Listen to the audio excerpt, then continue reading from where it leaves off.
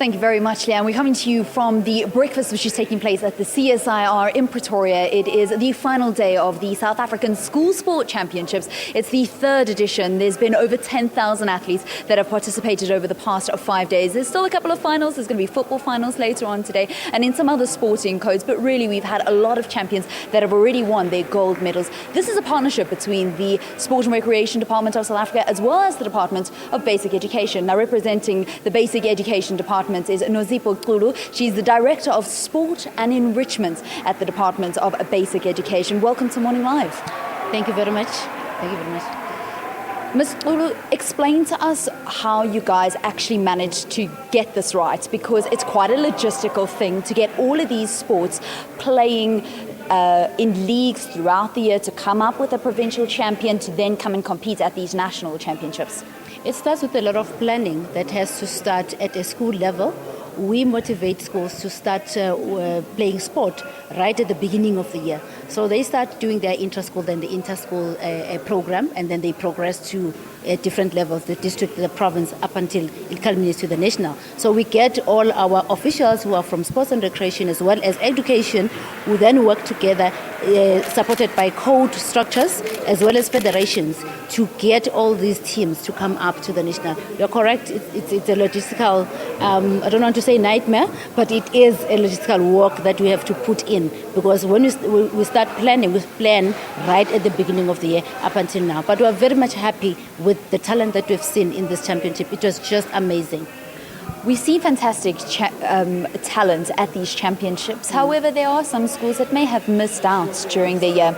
If there are those school teachers and principals that are now sitting at home saying, we never knew anything about these school championships, what is your message to them and how do you get them involved to ensure that no school in South Africa is left out? The Minister of Basic Education, Mrs. N.G. Museka, did indicate at the beginning of the year, and she's going to reiterate that this year, that each and every school in the country has to have a school sport program, because it's not just for fun. It's about a holistic development of a child. You can't develop a child with just academic work only. There has to be a sport program. So in each and every school, even when we visit them, we ensure that they have first physical education, which is part of the curriculum, as well as the school sport program that has to be done. So each and every school in the country, it's open, the competition is open, but it's not just the competition, but it's about mass participation, because each child has a talent hidden somewhere. And if teachers are there and the learners are there and the principals and the school governing bodies are there, they must know that the school sport program is supposed to be part of their program. But we're happy with the numbers that we have right now, because most schools are really getting involved in different codes. In most instances, it used to be just football and netball, but we're seeing a lot of schools getting involved in other codes that were previously not really seen as partaking in the program. So I really want to say to principals and SGPs, please, let's give our children a chance of being involved in school sport. How do you guys ensure that when you are at school, that the school sport program that is in that school is making sure that the learners are able to participate in different sports? There's some high schools that you go to where some of the children would have played football, soccer at school, and then they go into high school and there's no longer football or soccer available and there's only rugby or cricket. How are you guys planning on tackling that? Because I think a lot of children maybe don't have access to the sports that they would like to have access to.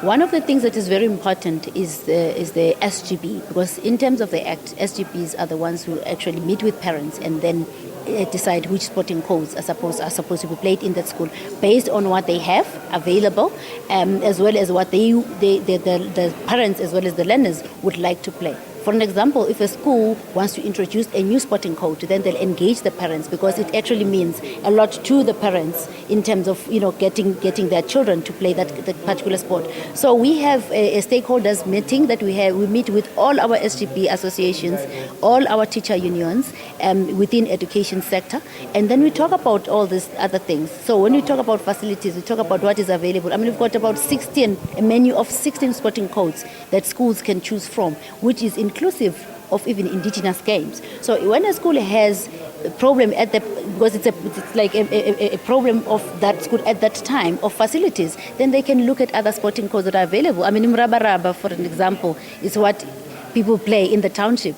And now it's a formal sporting code that is also part of this program. So they can look at those sporting codes and see how they can, while they're still dealing with the problem that are faced with, how they can actually work with this. Ingatu is just what we used to play in the township, so it's also a sporting code that we have here. So we emphasize to our governing body associations that they must spread the menu to the learners because the talent is hidden somewhere. You know, our next champion in swimming, the next champion is sitting in that desk somewhere in the school. So that's why we always emphasize that. And I also emphasize even today that all principals, all schools, all teachers, let's really, really, really support our kids. Let's give them an opportunity. You know, it's not for us, it's for them, because we really want to see them getting active. And another thing, we're faced with a lot of obesity problems in the country. So it's not even about fun anymore. It's about tackling the problem in other social ills that sport really helps in terms of curbing. So for us, it's a very, very serious issue that you're raising. Thank you very much. That's Nozipho Qulu. She's from the Department of Basic Education. And I think from their side, they're saying that to the school principals, to the teachers out there, they are open. So just take the initiative and get involved and get your children also involved in sport. The importance of getting children involved in sport and physical activity can't be overemphasized. And that's something that we get to see here. And I'm going to be chatting to a couple of the medal winners a little bit later on to find out about their experience at the National School Championships a little bit later on right here on Morning Live. It's time now to go back to Leanne in studio.